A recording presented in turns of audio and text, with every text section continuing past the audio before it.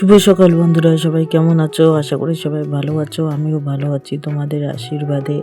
আমি মুখ হাত ধুয়ে চলে এলাম রান্নাঘরে, কেননা সকাল সকাল মেয়েকে একটু নাল চা করে দেব। ও কাল রাত্রে ঘুমায়নি, ওর প্রচণ্ড শরীর খারাপ হয়ে গেছে, সেজন্য ওকে একটু নাল চা বানিয়ে দেবো। আর ওর বাবাকে একটু পাঠিয়ে দিলাম দোকানে ছেলাইস আনতে, নাল চা দিয়ে ও ছেলাইস খাবে। এদিকে আমি গ্যাসের চুলাটাও পরিষ্কার করে নেই, কেননা মেয়েকে আগে আমার সুস্থ করতে হবে, তারপর বাকি সব কাজ করতে হবে। মেয়ের শরীরটা প্রচণ্ড খারাপ হয়ে গেছে, কাল রাত্রে আমাদেরকে ঘুমাতে দেয়নি আর নিজেও ঘুমাইনি। ও শরীরটা এত খারাপ হয়ে গেছে বলার মতন না। তোমাদেরকে দেখালাম যে জুই জন্মদিনের দিন নিমন্ত্রণ করতে এসেছে আমাদের বাড়িতে। একটা জন্মদিনের দিন না গেলে একটা কেমন হয় পল্লবীর, সেজন্য ওকে পাঠিয়ে দিলাম জন্মদিনের দিন। ওর শরীরটা আগে থেকে একটু খারাপ ছিল, তাই মনে অত রাখিনি যে শরীর সুস্থ হয়ে যাবে। এত যে খারাপ ছিল এত ভাবিনি, ওর শরীরটা যে এত খারাপ হয়ে গেছে সেটা আমি ভাবিনি। ওকে আমি পাঠিয়ে দিলাম। খাওয়া দাওয়া করে বাড়িতে আসার পর একটু ঘুমিয়েছে, ঘুম থেকে উঠেই বমি চালু, মানে ঘুমের মধ্যেই বমি চালু করেছে। তো শরীরটা খারাপ হয়ে গেছে সেটা আমি ভাবিনি। আর এদিকে আমি বেড কাভারগুলো ধুয়ে দিচ্ছি, যে বেড কাভারের মধ্যেও বমি করেছে।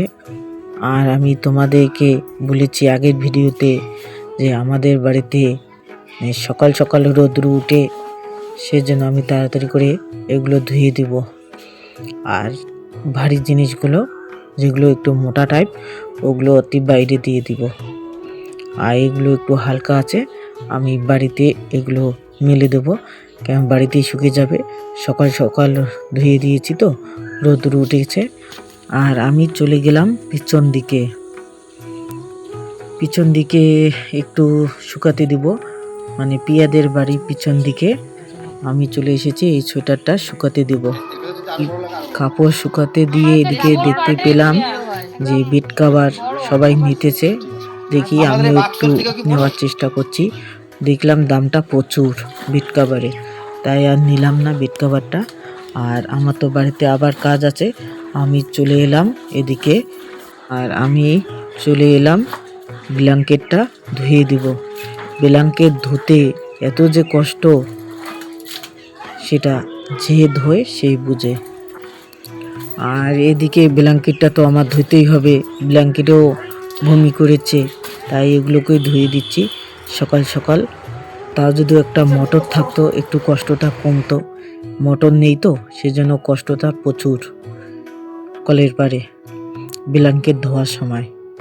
এদিকে তোলাও যাচ্ছে না ব্ল্যাঙ্কেটটা, সেজন্য কোনো রকম করে চেয়ারের মধ্যে আমি রেখে একটু জলটা নিজড়ে নেব। জলটা নিজড়ে নিলে একটু ওজনটা একটু কম হবে, এই তারের মধ্যে এটা শুকাতে দিতে পারবো। না হলে এত ভারীতে তারও ভেঙে যাবে। আর আমি পিছন দিকে এটা দিয়ে দেব, পিছন দিকে দিলে একটু তাড়াতাড়ি শুকিয়ে যাবে। আর পিছন দিকে আছে বাঁশের তার, ওখানে আমি দিয়ে দেব।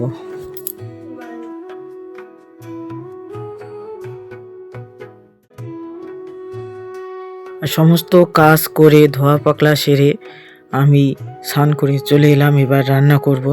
কেননা মেয়ে তাড়াতাড়ি খাওয়া দাওয়া করবে, ও জ্বর ওষুধ খেতেও হবে একটু, ওর বাবা নিয়ে আসছে। আর এদিকে আমি রান্না বসিয়ে দিলাম তাড়াতাড়ি করে 2টার মধ্যে। আর এদিকে আমি বাঁধাকপির পকোড়া করব। বাঁধাকপি একটু ধনের পাতা আর পেঁয়াজ মরিচ দিয়েছি, এগুলো দিয়ে একটু পকোড়া করে নেব। যদি বাড়িতে আসে পল্লবীর বাবা তাহলে আমার কাজ বেড়ে যায়, ওর মানে 4-5টা সবজি লাগবে, তাহলে ওর খাওয়াটা একটু ভালো হয়, তাছাড়া ওর খাওয়াটা একটু ভালো হয় না। সেজন্য যে বাঁধাকপির পকোড়া করে নিলাম ওর বাবার জন্য, মানে সব সময় ভালো ভালো খাবে বাড়িতে আসলে। আর শিলিগুড়িতে কি রকম খায় ওটা ওর চলবে, মানে বাড়িতে আসলে ওকে ভালো ভালো করে রান্না করে দিতে হবে। আর ওর বাবার মানে প্রতিদিন খাওয়ার সময় শাকটা ওর লাগবেই, মানে বাড়িতেও আমি শাক তুলেছি, তোমাদেরকে দেখালাম। বাড়িতেও আমি শাক তুলে নিয়েছি। আর এখানে থাকলে তো ওর প্রতিদিন শাক কিনে আনবে। ওর 2 দিন ছিল, 2 দিনের শাক, মানে ওকে শাকটা লাগবেই, খানের পাতে ওকে শাকটা লাগবেই, যে কোনো শাক একটা ওকে লাগবেই খানের পাতে। আর এদিকে তোমাদের সাথে কথা বলতে বলতে পকোড়া ভাজা আমার শেষ হয়ে গেছে। এবার মেয়েকে, আর এদিকে আমি মেয়েকে খাওয়াতে দিয়ে দিয়েছি, কেননা আমাদের খাওয়া দাওয়া একটু লেট আছে, রান্না করতেও আমাদের লেট আছে। মেয়েকে এদিকে বসিয়ে দিয়েছি, মেয়ের জন্য শুধু করেছি ডাল সিদ্ধ, আর ওখানে দিয়েছি ডালের মধ্যে একটু ফুলকপি দিয়েছি, আর 2টা বেগুন ভেজে দিয়েছি ওকে।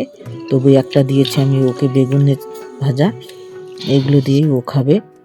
এদিকে আমার রান্না কমপ্লিট হয়ে গেছে।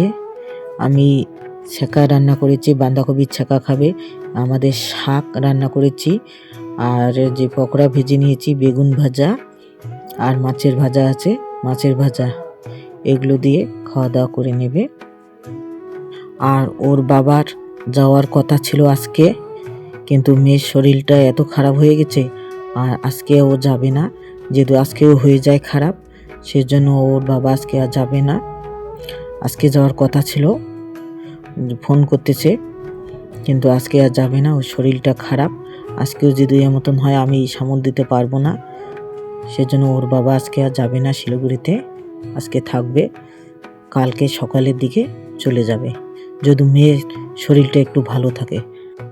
আর এদিকে সবজি খরচা নিয়ে আসলো বাজার থেকে, ওর বাবা বাড়িতে এসে ওর বাবা নিয়ে আসে।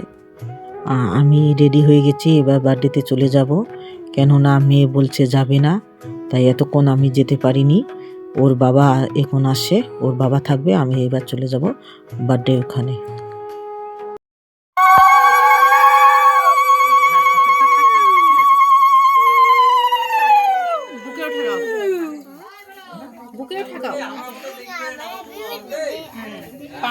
পানটা নিয়ে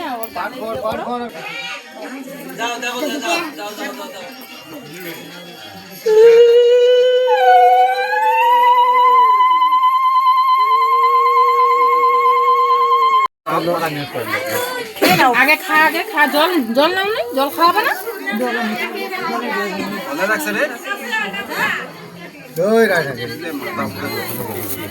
ক্যামেরা মাথাটা কাটে ধরছে না।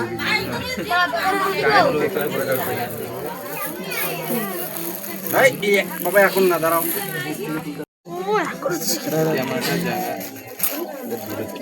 ঠিক হবে, কর নড়াচড়া করি না।